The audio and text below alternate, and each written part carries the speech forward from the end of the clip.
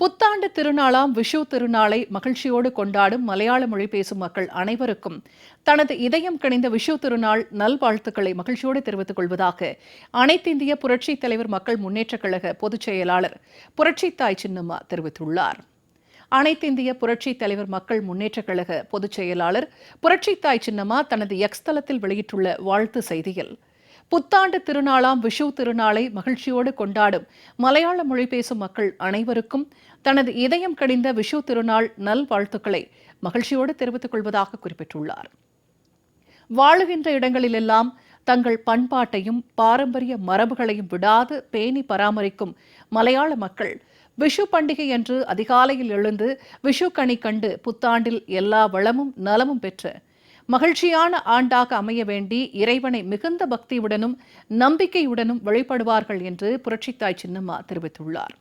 இந்நன்னாளில் குடும்பத்தில் உள்ள அனைவரும் சேர்ந்து தங்கள் உற்றார் உறவினர்கள் மற்றும் நண்பர்களை அன்போடு உபசரித்து அவர்களுக்கு அறுசுவை விருந்தளித்து மகிழ்வதை மலையாள மக்கள் பாரம்பரியமாக தொடர்ந்து கடைபிடித்து வருவதாக புரட்சித்தாய் சின்னம்மா குறிப்பிட்டுள்ளார்.